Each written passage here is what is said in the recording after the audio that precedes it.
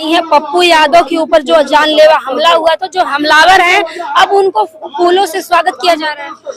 यही तो बात है ना, यही इस सरकार, अभी मोदी जी कुछ दिनों पहले रील में आके कह रहे हैं कि उनको कल्चरल शॉक हो गया कि जवान लड़कियां बोलने लगी हैं आजकल।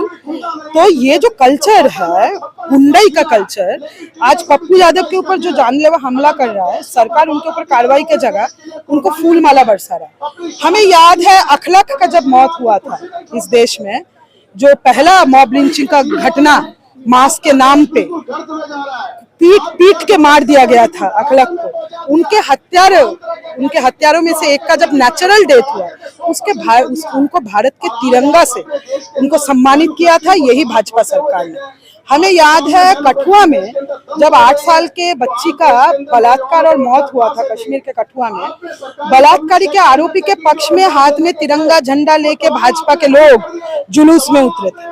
हमें याद है उन्नाव के अंदर जब एक लड़की ने भाजपा नेता कुलदीप सिंह सेंगर के ऊपर बलात्कार का आरोप लगाया, तब उन्नाव के अंदर भी भाजपा वाले बलात्कारी के पक्ष में जुलूस कर रहे थे। और सिर्फ इतना ही नहीं, जो आरोपी है, जो महिला है, उनके पिताजी का हत्या कुलदीप सिंह सेंगर ने किया और इसका इजाजत दिया गया। आज हम देख रहे हैं कि जो ब्रिजभूषण शरण सिंह है, जिनके ऊपर देश के महिला पदक जीतने वाली महिला पहलवानों ने यौन उत्पीड़न का आरोप लगाया, आज उनको बाइज्जत बरी किया गया है, क्योंकि पुलिस जिसका काम है इन्वेस्टिगेशन करना, वो ब्रिजभूषण शरण सिंह को बचाने में लगी हुई है। तो ये तो गुंडा और मवालियों का सरकार है, जिनका काम है नफरत फैलाना। हम देख रहे हैं 2014 से इस देश में मॉब लिंचिंग को नॉर्मलाइज किया गया। बिल्किस बानो के बलात्कारी गुजरात दंगा में जिनके साथ गैंग रेप हुआ, और उनके बलात्कारियों को माफीनामा गुजरात सरकार ने उनको जेल से पहले रिलीज किया गया। भाजपा द्वारा चालित गुजरात सरकार ने ये काम किया। तो बलात्कारियों को माफ करना, दंगाबाजों को माफ करना, मॉब लिंचिंग नफरत वाले हत्या में जो पाए गए हैं उनके ऊपर तिरंगा लपेट देना, पप्पू यादव जैसे ऑपोजिशन लीडर के ऊपर जो हमला करे उनको, अभी कुछ दिनों पहले ये भाजपाई गुंडे महुआ मोहित्र के ऊपर अंडा फेंकते हुए पाए गए। तो ये क्या सरकार चलाई? ये तो खुद गुंडे हैं। मतलब हमारे गृह मंत्री जी वो तड़ीपार के नाम से जाने जाते हैं। वो जब गुजरात में मंत्री थे उस समय वहां पे कत्लेआम हुआ था। ये वो लोग हैं जो जनता के सारे अधिकारों को छीन के, जनता के प्लेट से अंडा छीन के, बच्चों के मिड डे मील से अंडा छीन के, किसानों से उनका रोजी रोटी छीन के उनको नफरत परसती है। ये चाहते हैं कि व्हाट्सएप में नफरत जाए और नफरत से लोगों का इनका धंधा चलता रहे। तो यही बात है मैम, पुलिस को कार्रवाई करना चाहिए था जिन्होंने पप्पू यादव के ऊपर हमला किया, लेकिन उल्टा उनको स्वागत किया जा रहा है। वही तो बात है, पुलिस का काम क्या? मैं वही तो कह रही हूँ, आप जंतर मंतर में घुसिए, अभी आप घुसिएगा तो आपको पूछा जाएगा कि कहाँ से आए हो, ये दिखाओ वो दिखाओ।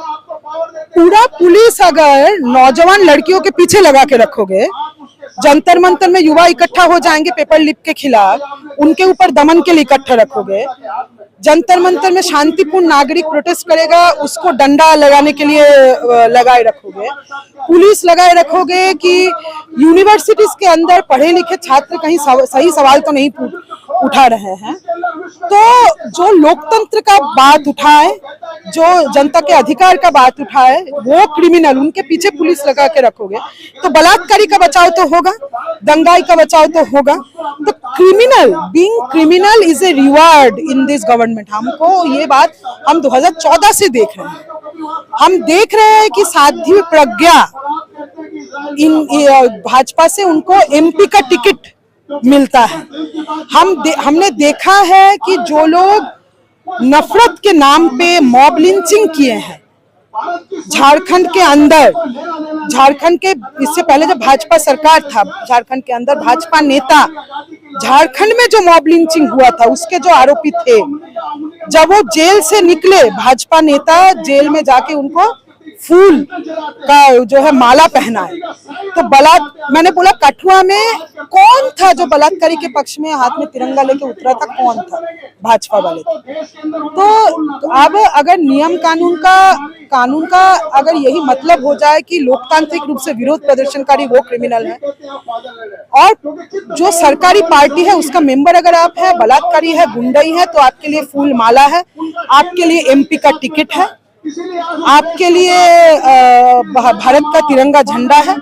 तो ये मवालियों का सरकार चल रहा है, ये सरकार का पतन बहुत जल्दी हो। इसके पहले रमेश विधुड़ी ने भी वो कठुए वो मुल्ले जो है दानिश अली को बोला था और उनका भी स्वागत हुआ था। तो क्या वाला भाषा ये परोसना, ऐसे भाषा में देश के नागरिकों के बारे में बात करना जिससे उनका अपमान हो, जिससे वो डिह्यूमनाइज हो, हिंदू मुसलमान का राजनीति फैलाना, हमारे मुसलमान सह नागरिक, हमारे भाई, हमारे बहन, उनके बारे में, उनके कपड़े के बारे में, उनके खाने के बारे में, उनके जिंदगी के बारे में नफरत परोसना, दलितों के बारे में नफरत परोसना, ये तो इस सरकार का ये भाषा पहली बार थोड़े है। ये सब बोल देना कठुआ मुल्ला, पार्लियामेंट के अंदर भाजपा नेता इससे पहले क्या क्या नहीं कह चुके हैं।